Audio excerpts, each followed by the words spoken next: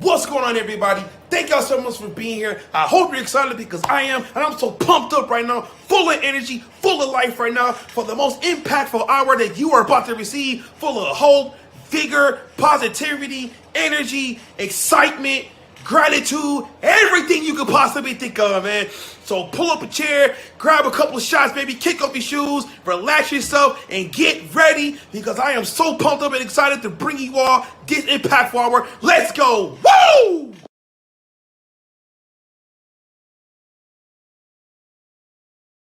Joseph Jaffe is not famous.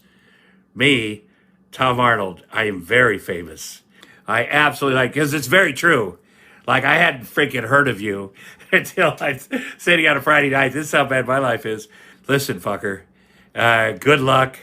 Good luck with your rebranding. Like anybody knew what the name was before. What was the name? Okay, who gives a shit? That's a good name because it's got your name in it. You can pretend you're humble. You say, I'm not famous. And, which you aren't. So you're just, anyway, but I hope you get famous doing this. Good luck to you. This is my best kind of show notes. We didn't touch one of them, not even one of them. I'm not sure which one is Paul Rudd and which one is Lane Green. Final card here is the ultimate outcome. Today is Take Your Dog to Work Day. Like Scooby-Doo. Without further ado, his debut. Sweet Caroline. Everybody say hello to Sammy. Is it not good? I'm just pausing so that you just are at the front of your screen. I'm so enormously flattered. Branding is not a bad blind date. I'm gonna have to take a picture of this. No, this is agape. This is love. I really enjoyed this. You did do your homework. You asked great questions. I'm flattered. Thank you. You just made my day. Look at you. You are insane. How did I do that? You're How insane. did I do that? You're insane. Well, hello, everybody. Welcome to Joseph Jaffe is Not Famous, but my next guest is Mr. Dan Schawbel. More on him soon. For some reason, we are not posted to LinkedIn at the moment. So if you are on LinkedIn right now, wondering where the show is, you actually wouldn't even be watching the show. So I don't even know why I'm talking to you. Maybe it will come on, maybe it won't. But YouTube is working, and that is good enough for me. Well, I hope you are well. Today is I Love My Dentist Day. Who doesn't love their dentist besides no one? No, I really do love my dentist. David Ingber, I miss you, man. I love you, man. I do love him. He's a good guy. Well, let's get on with the show because we have a show. It is 20 days to heart surgery right now. 20 days before my mitral valve will be repaired. I'm going to be taking off August, as many of you know, July, and I will be back in August. Don't want to give any of you guys a heart attack. Oops. For those of you that are following, I've created a whole series of campaigns on my Rally coin, my creator coin. And if you'd like to show support for myself, maybe to reflect back on 261 interviews, Dan is the 262nd. Support me, support the show. Your generosity means a lot to me. And all of these commitments have some value. All of these bring ways to sponsor an episode, cameo, sit backstage, be even a co-host, even a host of the show. I want to thank everyone that you see on the screen for stepping up to the plate. It's been unbelievable. I've raised just under $15,000 US dollars, thanks to the generosity of many friends and colleagues, and sometimes madmen like David Berkowitz, who was on the show last night, who donated the All Heart, which is $9,000. But really, it's the strangers. It's the people that come out of nowhere and make that commitment. It goes a long way. And I just want to say thank you. And also, Stephen Rubin says it's Tony Rubin Day. Tony is Stephen's wife. Does that mean it's her birthday? In which case, happy birthday, Tony. We love you very, very much. As a reminder, 10% of all proceeds will go to the Mitral Foundation. But we're not worried about my heart. We're worried about a man who has a lot of heart. We're not worried about him at all, actually. We're excited to have him on the show. Dan Schawbel is the managing partner of Workplace Intelligence and the author of Back to Human. Thank God that, because we sometimes check our humanity at the door. He's bringing us back to humanity. It almost sounds like back to life, back to reality, back to humanity. And Dan Schawbel, by the way, is very famous, as is Siobhan Ramos, aka Sparrow, who will be our creator, performer artist tonight. She's a singer, poet, and a painter, and she's going to be singing for us. And I cannot wait. Not many people celebrating birthdays, so I'll just mention them all. Gary Putterman, Tony Nethercutt, Mandy Lewiton, Aaron Johnson, and Shauna Mulcahy, my good friend. Hope you guys are all well. Well, tonight we're going to talk about, and I am going to make sure that I do not sing working 9 to 5. What a way to make a living. I will not do that. Yes, and I know you were having trouble getting in. For some reason, LinkedIn just chose not to work tonight, but I'm glad that you are watching on YouTube. Let's get on with our soliloquy titled 9 to 5.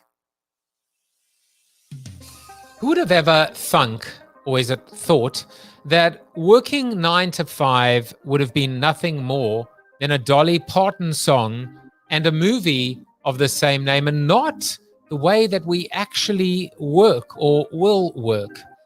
Well, I guess we once did, but no more. According to a Forbes article written by Jack Kelly, and thank you Jeremiah Oyang for the hat tip today on Twitter, the future of work will be 5-hour days and a 4-hour work week with flexible, staggered schedules. Now, Tim Ferriss must be laughing all the way to the 4-hour work week as he slowly reels us in. All we need now is Dan Schawbel to help us triangulate a way forward amidst this ever-changing landscape.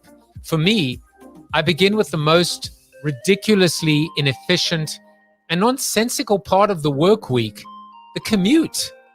Time to put a cap on what is considered to be fair and reasonable and compensate employees for what I'm calling the over-commute, or paying them over-commute. In other words, overtime for commuting. Or maybe give every person who has a one-way commute over an hour a self-driving autonomous vehicle as a loaner or shared resource so they can watch Joseph Jaffe Is Not Famous on their way to the work. I've never been on the side of going back to a 40-hour work week, but then again, I haven't advocated in favor of permanently staying at home either. That said, personally, if I could stay home permanently, I would. I kind of never leave the house. I know. The lure of those warmed nuts on American Airlines or those comfy chairs of the Metro North into Manhattan are super appealing, but still. The answer always lies somewhere in the middle. And if you were doing the math, 5-hour days multiplied by 4 days every week comes out at 20 hours. And even with the flexible staggered schedules, there's just no scenario that I think is going to net out at 40 hours. That ship has sailed. Perhaps it's revenge for all the time we lost from the aforementioned commute, or those ridiculously endless and oftentimes pointless back-to-back meetings. The inefficiencies of the way things were have come back to bite us in the you-know-where, and don't think all of this is a license to pay your people proportionately less, because that's not going to happen either. So my advice, don't fight the raging current. Swim with it, submit to it, work with it. I believe it's possible to move from compensation based on time to a new model built on value, deliverables, outcomes, performance, royalties, and even residuals. So let's not waste this opportunity to lean into progress and change. And now, let's get back to work.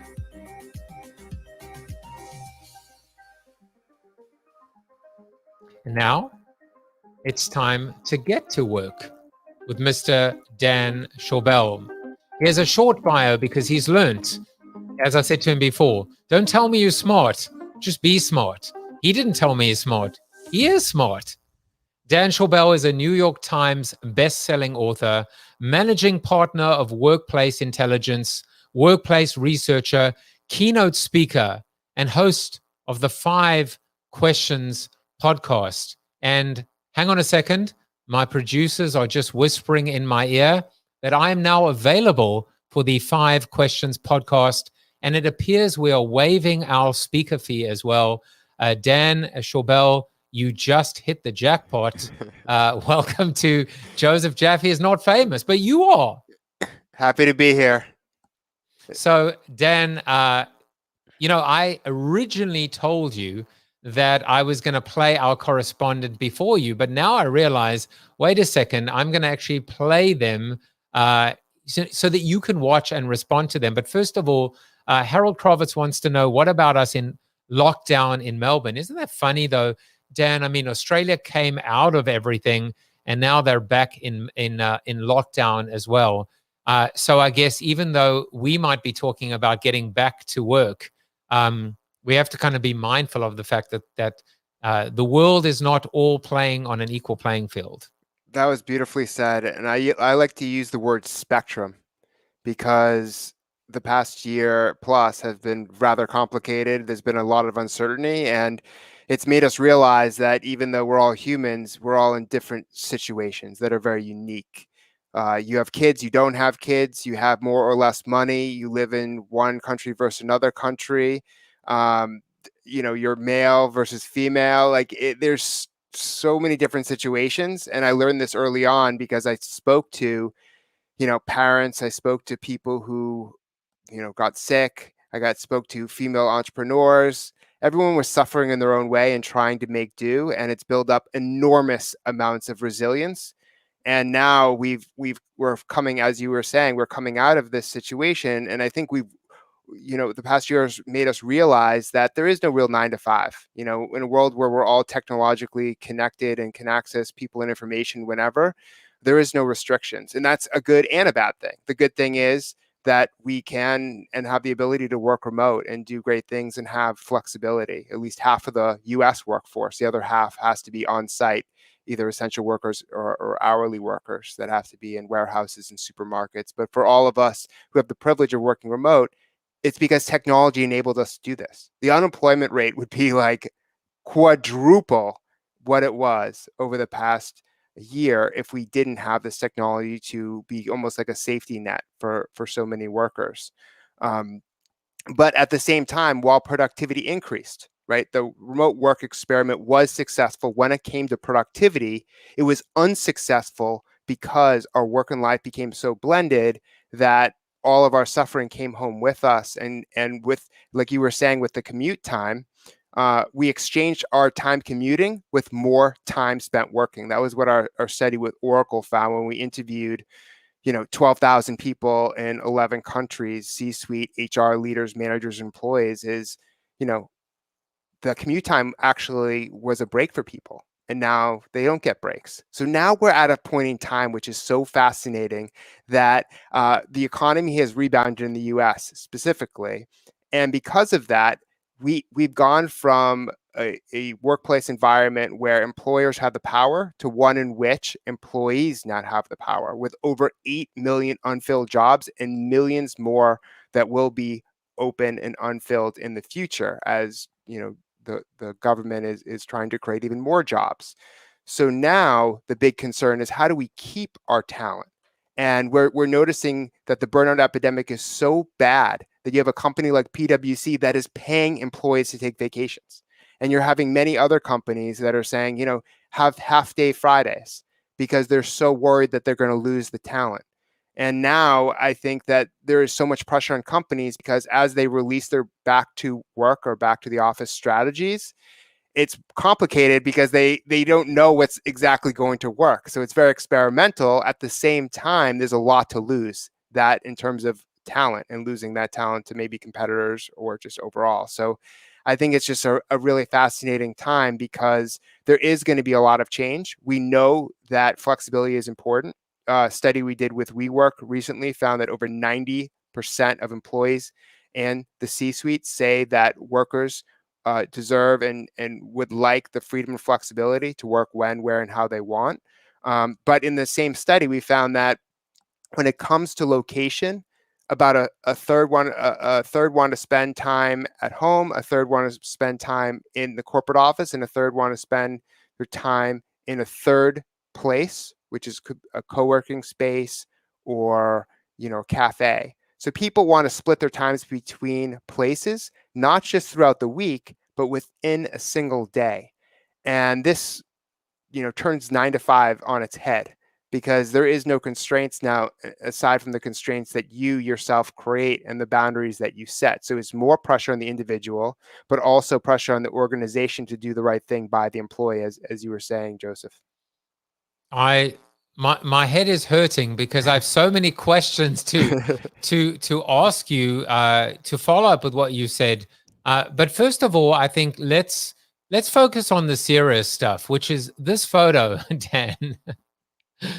So this is what I found. Why did I choose this photo? Because it wasn't just the boyish charm or those or that baby face, which I'd like to believe I have too. I kid myself that I'm young, but I'm not.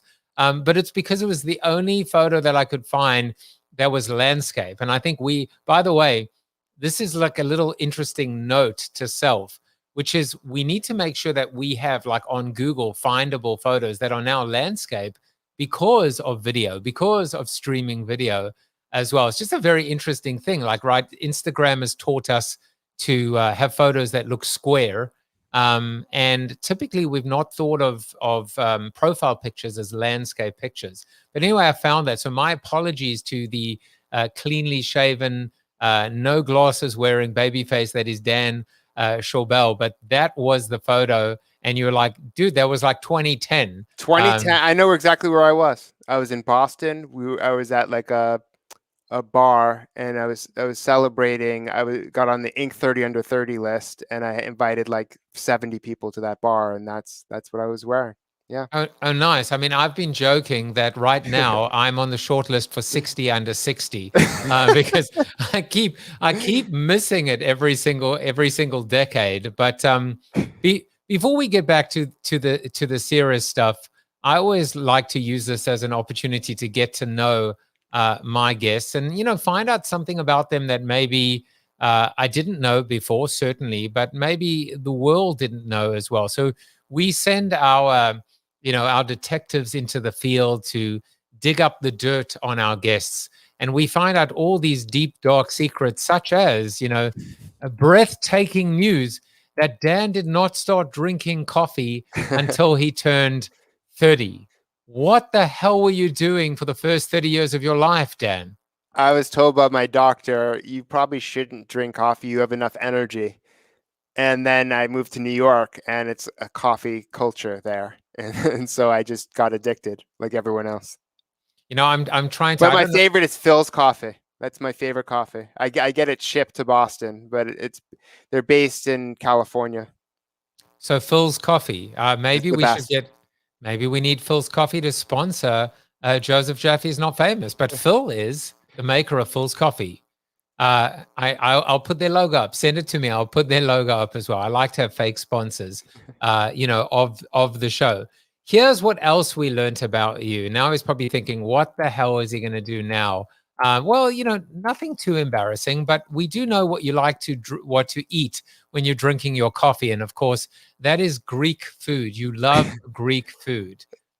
Somewhat inaccurate though, because I'm a pescatarian and that looks like it's chicken, a chicken hero.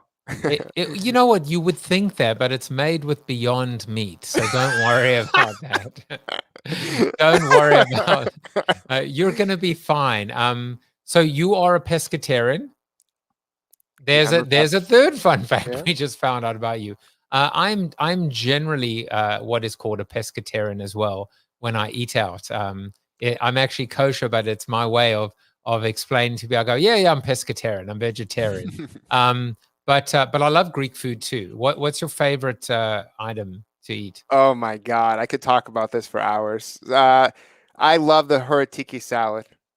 That's the one with cucumbers, tomatoes, feta cheese. It's the best. And then I love that basically, I think red snapper is one of the best fish. Branzino. I love all the fish there. Yeah. And octopus. Octopus is my favorite food in the world. I didn't start eating octopus until I turned 30. Until you were 32. They didn't have it in Boston. No, I went to New York. I tried it. I'm like, oh, this is amazing. And then I just got addicted. So I'll tell you what I'm going to do. I'm just going to actually just let you reveal more fun facts about yourself. But I love tzatziki. So good. What about teramo salata? I don't like that because that's fish. That's fish, right? Fishy. Yeah. I'm weird with fish. Like, for example, in South Africa, they have something called anchovette, Pex anchovette. It's spread. It's anchovy spread. We call it fish paste. And I love it. I could eat it with a spoon and yet put an anchovy on my salad and I'll run a mile. So I don't know if it's a texture thing. But anyway, what the hell does this have to do with the future of work? And the answer is absolutely nothing. But we're going to get back into it right now. So, in fact, here's what we're going to do. We're going to do a little bit of a natural break right now. And I'm going to introduce one of our new correspondents. Yesterday, everybody saw the phenomenal Tom Morris, who is our resident philosopher. Truly one of the most wonderful men that I've had the pleasure of meeting. And someone that I would call a true friend. He was a guest on the show, Dan, and now he is, now he won't leave.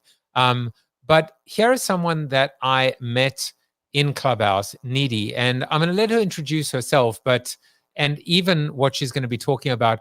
But I'm going to show it, and I think it's quite relevant for the topic at hand, Dan. So let's watch her first contribution to the show.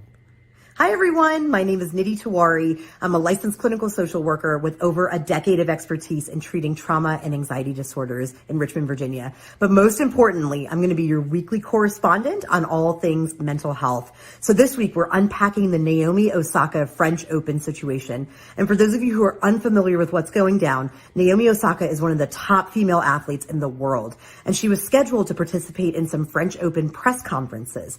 But she cited that the press conferences are really stressful. They ask the same questions repetitively, and they actually work to plant seeds of doubt in the players' minds. So in an attempt to take care of her mental health and well-being, Naomi Osaka decided to not participate in the press conferences. But the French Open pushed back. They stated that she was skirting her responsibilities and shirking them. She wasn't holding up her end of the bargain, and that ultimately she ended up withdrawing from the French Open. I think that this is an important headline because we need to unpack and look at the standards that we hold high performance athletes to. If we look at them as superhuman, as immune to the human condition, then we don't allow for grace in moments where they may struggle. And the reality is that mental health conditions are non-discriminatory. They do not discriminate. You could be a high performance athlete and still struggle with anxiety, depression, and PTSD. So I think that the French Open actually made a misstep. They could have stepped up to support Naomi Osaka. Perhaps they could have given her some alternatives, like submitting the answers to the press's questions in writing, or maybe doing a conference from her home where she may have felt more comfortable. So I'm curious to hear your thoughts, and please tune in next week for more mental health content. So, Dan, let's start off with that subject, and then I want to go back to this idea of the third place or the third space. Mental health in the workplace. It is something that wasn't really, I think, on the radars of the zeitgeist from a cultural standpoint, even from a work standpoint. And now over the last year and a half, self-care, self-compassion, self-esteem, and a company's role or responsibility or even obligation is now front and center.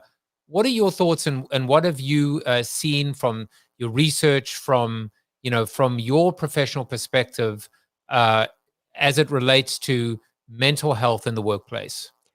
Easily one of the hottest, most important topics over the past few years. But we did a study several years ago, it must have been 4 or 5 years ago, on burnout. It was one of the first really, really big studies on burnout before WHO said burnout was an occupational phenomenon and hazard. And what we found out is the reason why people are burned out is because they're working more hours without additional pay. That is the core reason. And it's gotten worse because work and life is blended. Your work is your home is your work. And so we surveyed in the Oracle study I mentioned before, we surveyed all of these, thousands and thousands of people around the world. And they said that 2020 was the hardest year of their life. And there was other studies that interviewed just executives, and they said it was the hardest year of their career as a leader. Wow. So I think, the uncertainty, the unpredictability, the isolation, the lack of socialization, everything has, and then just overworking, not having those boundaries, working on weekends, working after hours. I had a lot of friends who said that their CEO emails them at Friday night at 9 o'clock, expecting them to respond. So it's part cultural, it's part, people having trouble understanding what people's boundaries are or having boundaries for themselves. And so like workplaces kind of gone amok, and all of those hours that we used to spend commuting, people are spending more time working. Like I said, that has really contributed to it.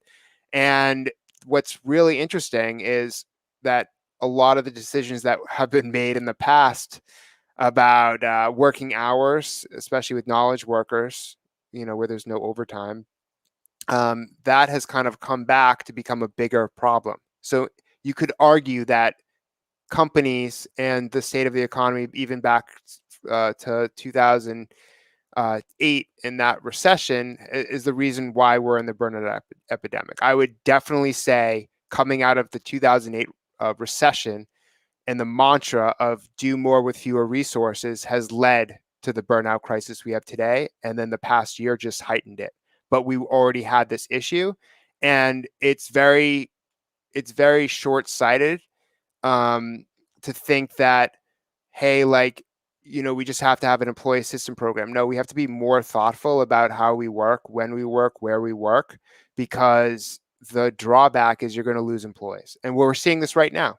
Companies, over 40% of employees are looking for a new job right now. That's a big issue for companies that are going to need to hire and replace those candidates unless they provide more support, more flexibility, promote vacation days. Think of how few people took vacation days last year.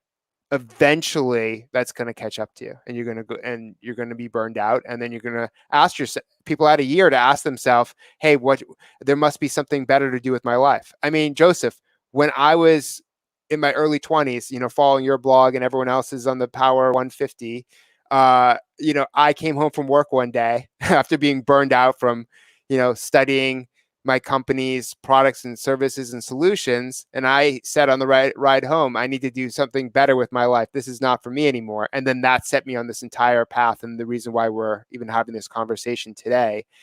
And that was a long time ago. I mean, think about the amount of hours people are putting in now. They're not even thinking about it. And it's affecting their life and their home life, not just because work, if you're having a bad day at work, it affects your home life, especially if work is in your home.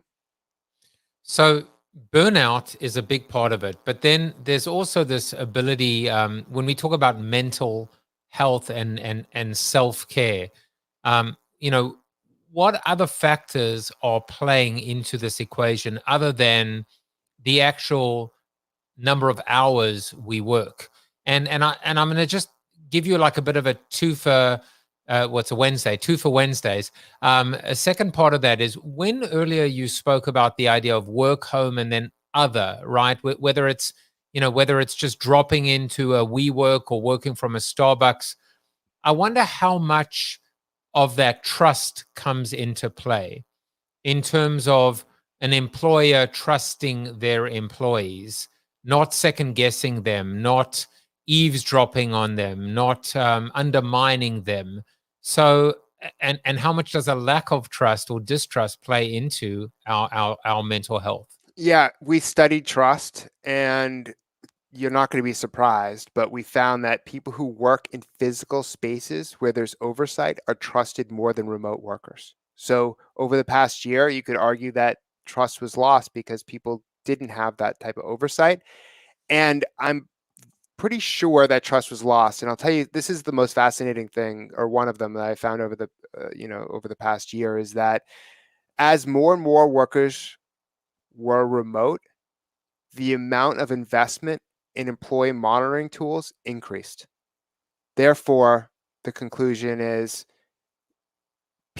companies and their leaders do not trust remote workers, because why would you invest more in employee monitoring services if you trusted workers, right? And so I think there's always been the stigma of remote workers lazy. It's like Homer Simpson on a couch drinking a beer watching TV, but it's not true. And in fact, there's not one study that shows that remote workers are less engaged or less productive. In fact, it's the opposite in some cases, and productivity is in all cases. But there's still this lack of trust and the stigma around working remote, even after the past year. And so one of the things that I'm studying now that I'm really interested in is this whole idea of the divided workplace and the tension between people who will be going back to the office versus those who made it home. Who's going to get promoted? Who's going to make more money? And how is that all going to sort out? Because I did do a poll early on, and what was really interesting was, even though remote workers were less trusted, I had, I think, 300 or so executives say they'd rather promote a remote worker. And of course, I asked why, and they said because they're more self-directed. And I thought that was really interesting. So I'm basically, that's the next thing I want to explore, because as we step foot into this, there's basically three different strategies right now. It's remote first, like Dropbox, as in everyone can work remote full time. And then there's office only, which is Goldman Sachs and Wells Fargo. You have to be in the office 5 days a week. And then hybrid, which is the majority, right? This is, all sorts, like Siemens and like Microsoft, and even Google sort of doing it now too. But there's Salesforce, there's tons of companies. It would take me a while to name. Uber's doing it. That's 2 to 3 days in the office. Citigroup as well, 2 to 3 days in the office, and the rest of the time remote. And I think that for a knowledge worker, that makes the most sense, because it's extremely hard for a manager to say, you need to be in an office 5 days a week after you work remote for over a year and there were no issues. It's really hard to make that case. It used to be. When I was at a big technology company back in the day, I had the first social media role, and I asked my boss, can I work remote? And he said, no, you'll make your colleagues jealous. Now, fast forward to over 10 years. That just doesn't happen anymore, because it's going to be so commonplace. You're going to have so many people working remote, and that is going to be something that's almost expected for a knowledge worker. Oh, you don't give me any flexibility? Okay, well, I'll just go to a competitor. But then the other thing we studied, because we've done like 4 studies this year, is hourly workers. So remote workers, these knowledge workers, they get the privilege and ability to work remote. But what about me? What about a factory worker, or someone who works at a pharmacy or a supermarket or a hospital? So we found out that they want their own flexibility, and it's schedule flexibility.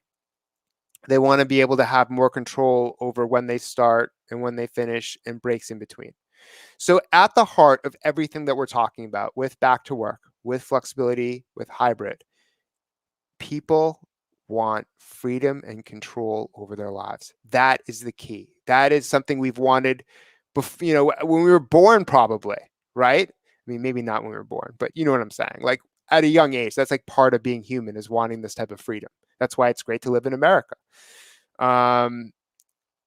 And now we're seeing that more and more. Now that people realize that, if I get freedom, but I can still deliver value, like you said, when you open this, this series, is Yes, of course. People want that freedom and flexibility. They want to, have more control over their life. And they were able to have that over the past year, at least half of the American workforce.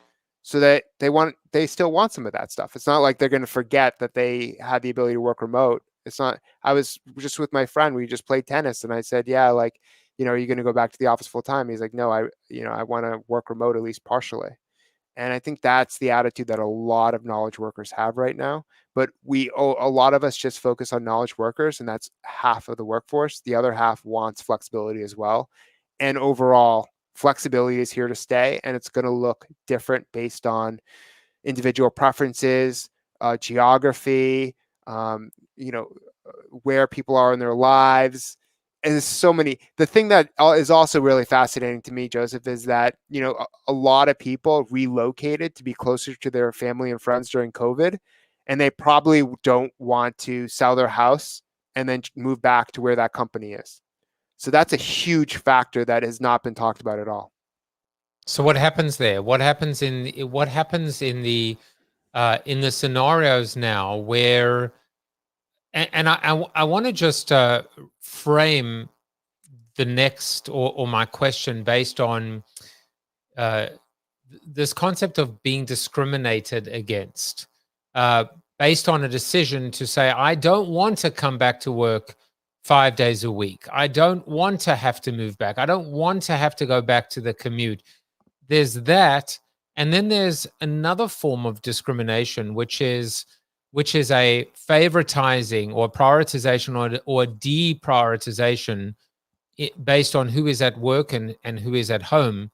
It's interesting that you said to me that people that, I don't know whether this is lip service or not from your part, but from the companies, that people working from home are more likely to be promoted, because I almost wonder if that's a bit of a hypocrisy, and it's the people that show up that are being favorably predisposed to better treatment. And I'll give you one more example, which is, imagine there is a conference call going on and 5 people are in the office around, the what the hell, the Polycom, whatever the hell that was, the Polycom, but 2 people are at home. And what happens in an audio first environment, i.e. the telephone. Someone says something and someone mutes it and they roll their eyes and they make all these rude gestures, and there is something that a camaraderie that comes from being there in person, being in it to win it.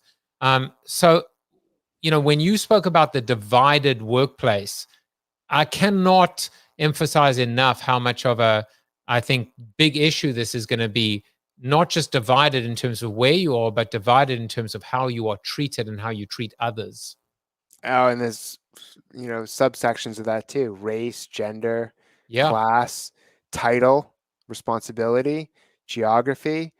And then this other thing is, okay, so who's going to be in offices and who's going to be remote?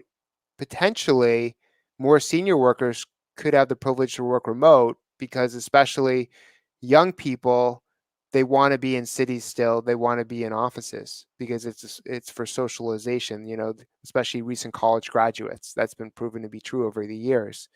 So, but the power really goes to where the executives are. So potentially, if some executives are remote working, then does it matter if you're in the office or not? I don't know. I think this is the big question, and this is something we're doing a big study on. So it's something I'm curious about, because it again further divides people. And I think the big thing that you're interested in, as you told me earlier, is diversity and inclusion. And I think inclusion is going to be inclusion, belonging, bring people together. That's going to continue to be more important, because there are further and further divisions that are happening. And one of the big divisions is that people are going to be dispersed, and whoever gets closer to power is going to potentially be more successful. There are studies. I remember earlier in my career, there was a study about favoritism. I think it was a Harvard type study, and it showed that yes, even if someone is not as productive as another person, if that other person is favored by their manager, they're more likely to get promoted. It's not a surprise, but it is true. So what happens now with out of sight, out of mind. I'm, working remote versus someone in the office gaining the visibility and building more trust. Like I said before, for the other study, if you're in person, you build trust faster and you can build stronger relationships. So I don't know. Is it you just get wherever the executives are, push yourself to work in those offices? But what if you already bought a house somewhere else and because you were counting on working remote, do you just work for a different company if your company doesn't support remote work? Or if those executives are go back to the office and you're stranded remote, but you want a big career. So it's complicated. It's so complicated because every situation, every company is different. It's like a relationship status on Facebook. It's complicated. The relationship between the employer and the employee. As Stephen Rubin says, the boss makes the decision. We just hope to have an understanding boss. The employee, no matter what, still is not the decision maker. But I have to push back on that statement, because I think what you're saying, Dan, is that is that employees absolutely now have a say, have increased influence and power in terms of their. I mean, going back to just Naomi Osaka as a great example, she is essentially an employee. She is essentially, abiding by contracts, by rules, by terms and conditions, by standards, and yet her voice has absolutely been heard. And no matter what may be said or labeled to her at her, she's definitely emerged, as a winner, and the people that essentially pay her salary have emerged, at least from a PR standpoint, as big losers. So, what do you think? What do you think with respect to what Stephen said? Is it still as kind of binary as good boss, happy times, bad boss, sad times? This is a question I could take a long time to answer. People don't leave companies, they leave bosses, right? So I always say this, work is the work you do and the people who you work with, but the people who you work with are more important than the work you do. And the reason is because if you have a toxic work environment, even if you love the work, it will become unbearable and you'll leave. But if you're not pumped about the work you're doing, if you're not really excited about it, but you have a very supportive team and manager, they can help you make it work and it'll be much more bearable and enjoyable. So I think that, yes, if you have a toxic boss, it's very hard to succeed, pretty much impossible, because they won't let you succeed. There'll be a barrier in between you and where you want to go within the organization. But what I was saying before is there's a massive difference between 2020 and 2021 in terms of who has leverage between employers and employees. Employers had an enormous amount of leverage in 2020. And now things have shifted and employees have a lot of leverage.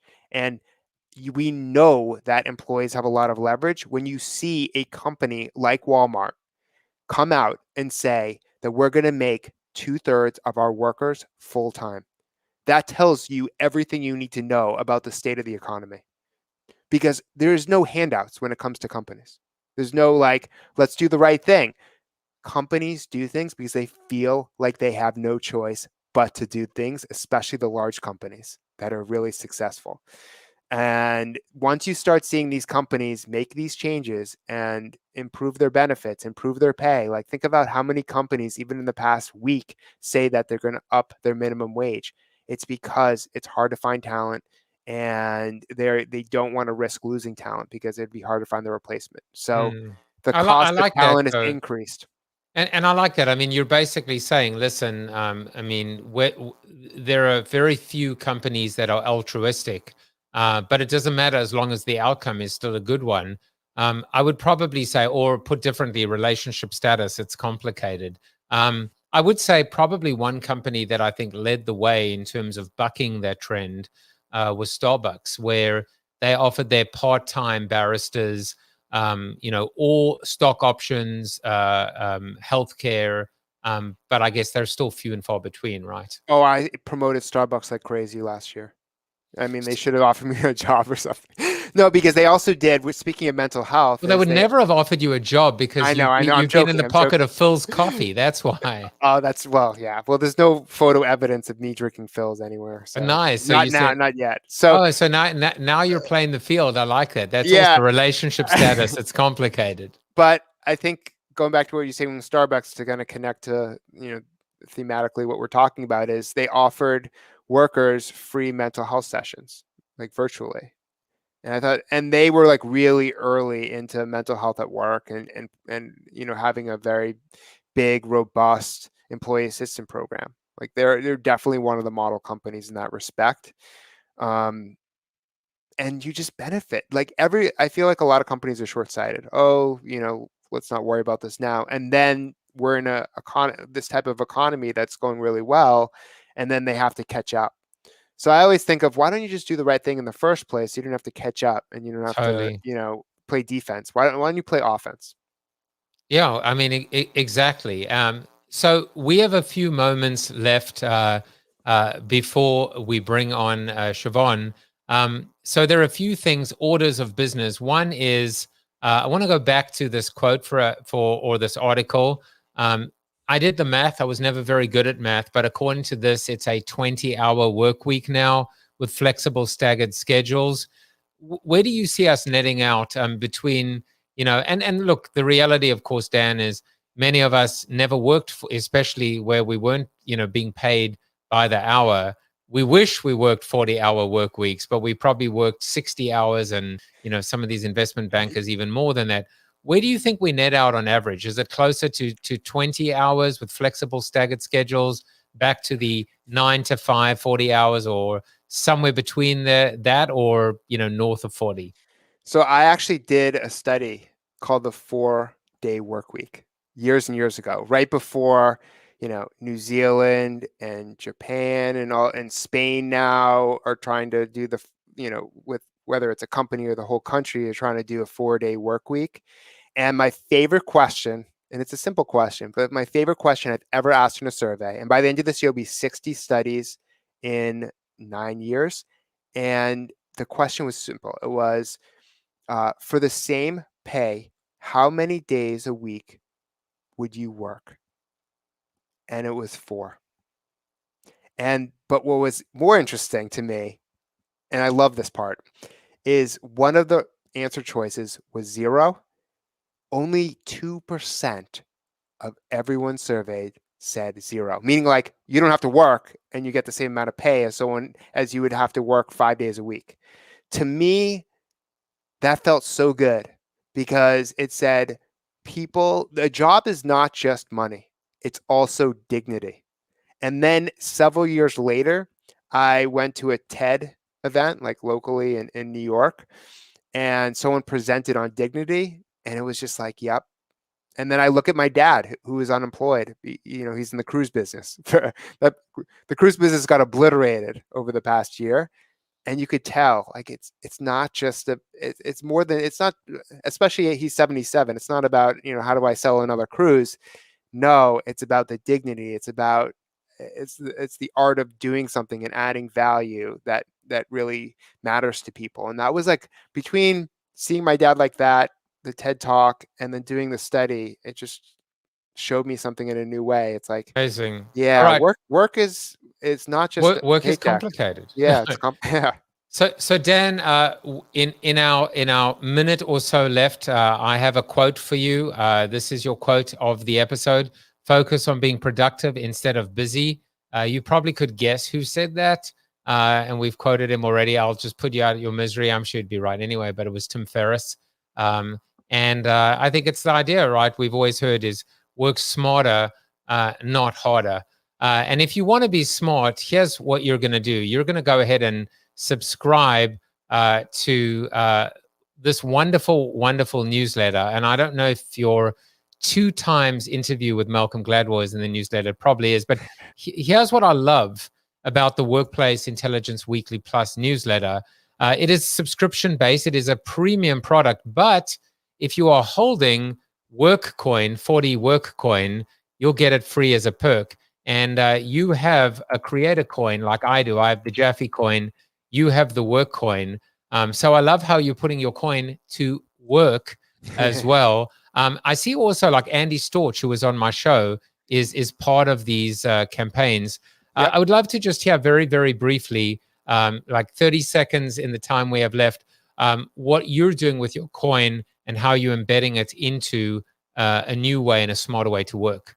Yeah, great question. So over the past several years, most of my business has been, aside from speaking and books and courses and everything, most of my business is massive research projects, many of which I just cited over the past, half hour or so.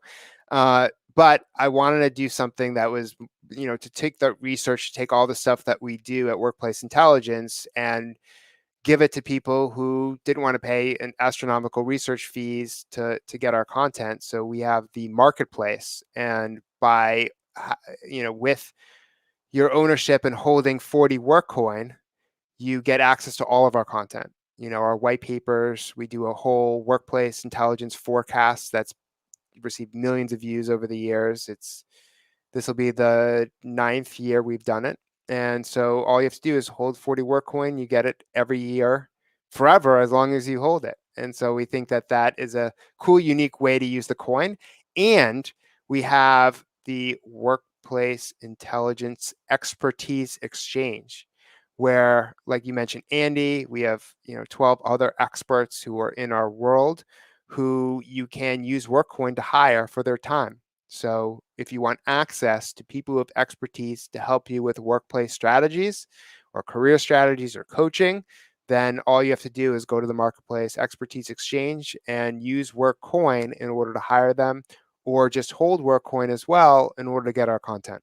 Fantastic. Well, Dan, I have loved this opportunity to reconnect one-on-one with you. Dan, of course, is the managing partner of Workplace Intelligence and author of Back to Human. But now, speaking of wonderful humans, and Dan, you'll be back with us right at the end when we invite Siobhan onto the couch as well to chat with her. So thank you so much for your time tonight, Dan. Thank you. I've loved it. As have I, and I always do this. I end up clicking on my guest instead of me. But now we're going to click onto Siobhan, and she has just an amazing story. I'd like to just read to you part of it. Raised in the foster care system, Siobhan Ramos, aka Sparrow, endured years of sexual, physical, and mental abuse, which led her down a dark road of domestic violence and sex trafficking. She escaped the grip of her pimp and today is an advocate against sex trafficking. Her mission is to bring awareness on the issues of sex trafficking, identify victims, rescue and restore victims, families, and communities. What an amazing story. What an amazing person. And in addition to everything, she's also a singer, a poet, and a painter. So we're going to bring her onto the show. Siobhan, welcome to Joseph Jaffe. He's not famous, but you are famous. Hello, good evening. And thank you. And thank you also for being so patient. You are the Sparrow. And you know what we're going to do is we're going to turn it over to you to perform. You're going to perform Have Mercy on Me if you want to set it up slightly. And before you do, I'm assuming those are your original paintings in the background. Yes, I usually sell them. These are my personal ones that I keep, but as soon as I paint them, they go like hotcakes.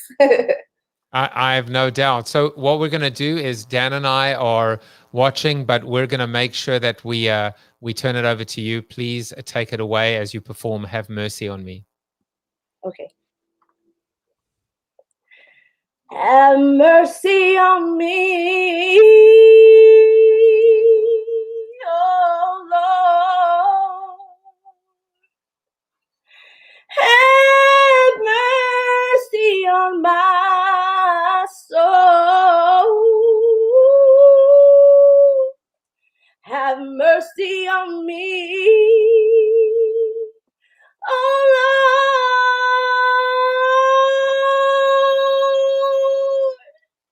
as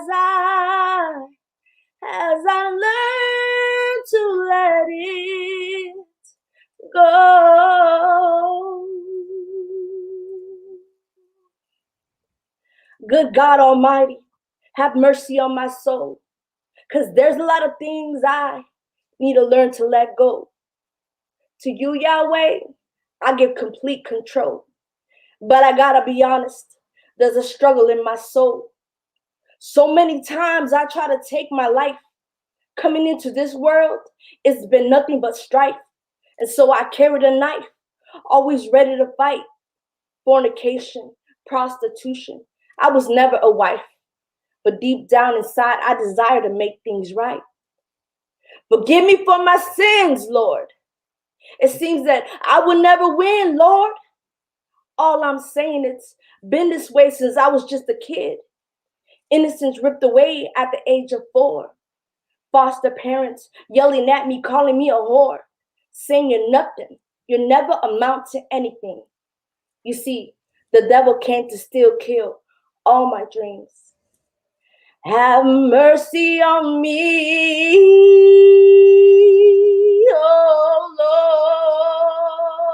Lord.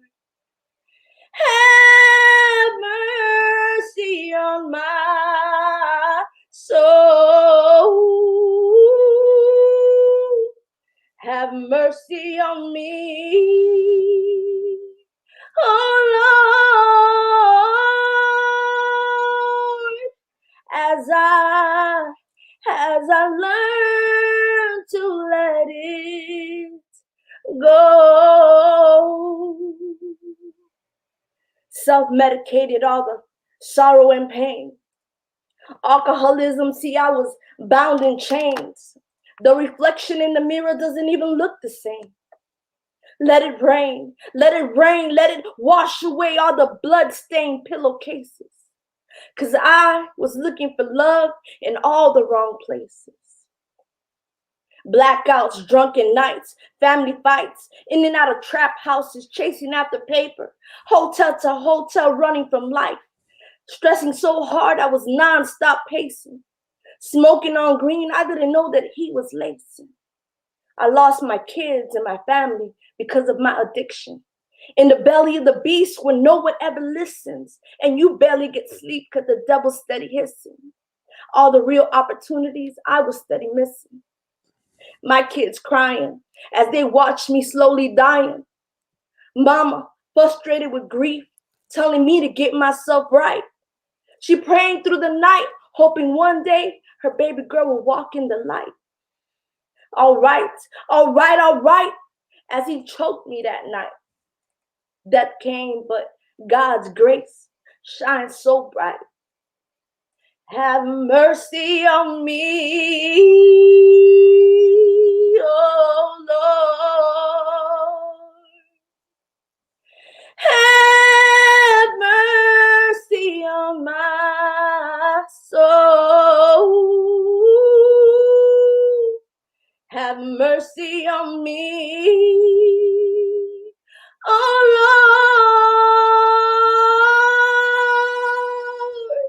Lord, as I learn to let it go. Self-medicated all the sorrow and pain. Alcoholism, see, I was bound in chains. Toxic, abusive relationships I didn't understand. So mad at you, God. Was this a part of your plan? For man to put his hands on another woman? It ain't what it is, but that's what it was. And I swear to you, Lord, all I needed was a hug and just a little bit of love from my family. But they pushed me away sadly. So I gladly put that bottle to my lips. I let the tears fall as I took every sip. I burned every bridge possible. My heart and mind was not logical. Real love for me, I believe, was not possible because I did not love myself. How could I? When I was broken and in despair, I was lost and unaware of the beauty still there. But devil beware, for I am no longer scared. have mercy on me. Oh Lord,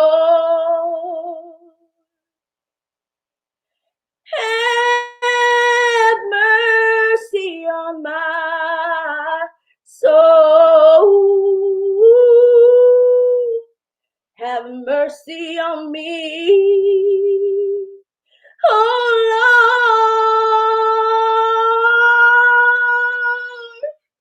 as I learn to let it go. Thank you.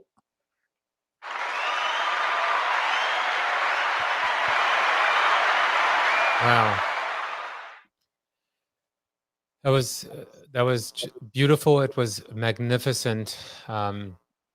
It was there was pain, but there was light. There was light in terms of who you are, where you are today, and what you continue to do. You are so super talented, Siobhan. I mean, what can't you do? I can do anything. I'm telling you, you can. Dan, what did you think? With Johnny Carson, he used to only invite performers onto the couch if he liked them, and I was like, you know what?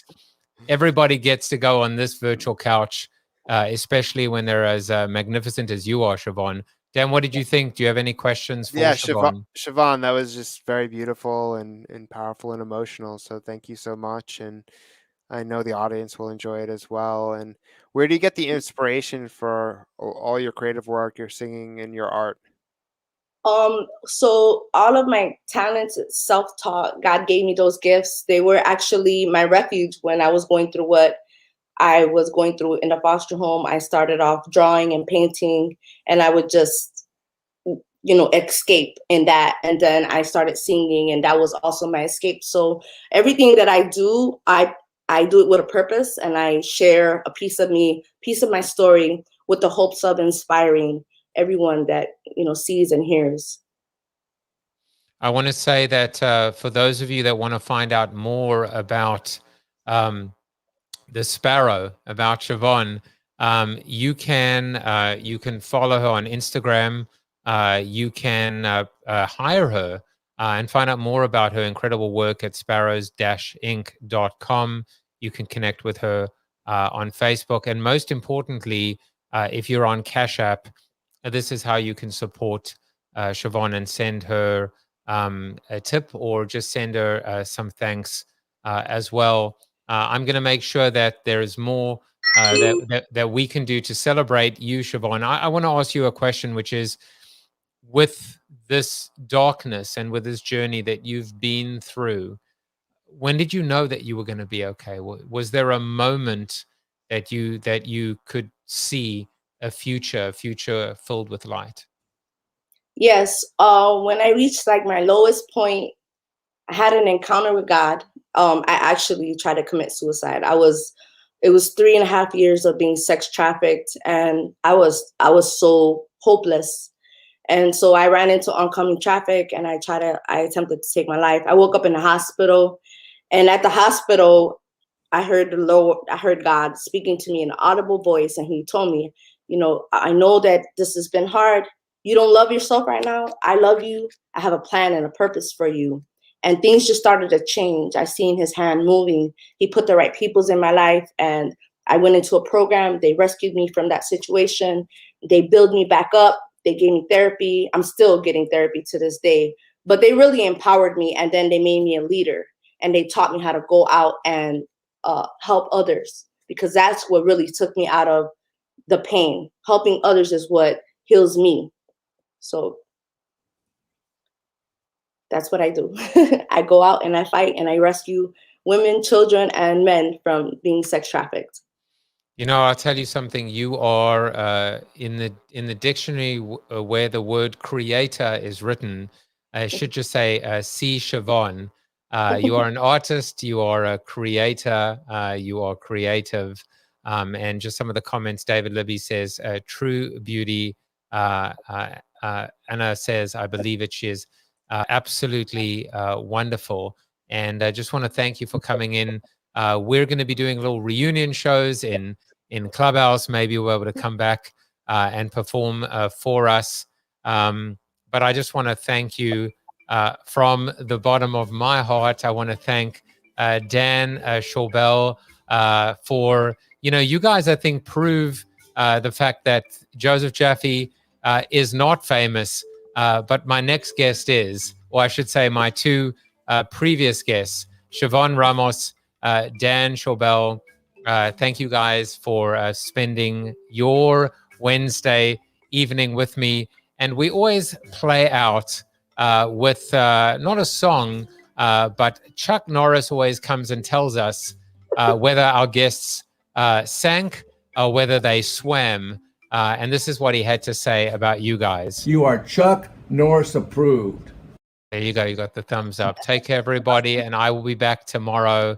God bless, Siobhan. And Dan, I'll see you on the Twitter back channels. Take care, everyone. Bye-bye. Thank you for watching the show about hope, positivity, optimism, and if there's time left over, a little bit of marketing with your host, multiple author, and global keynote speaker, Joseph Jaffe. If you like the show, tell a friend or two. Please subscribe to the show, and if you want to get inside news, previews of upcoming guests, and much more, visit josephjaffe.com/subscribe to sign up for the show's newsletter. And despite the best ministrations of your wife, you still look ugly.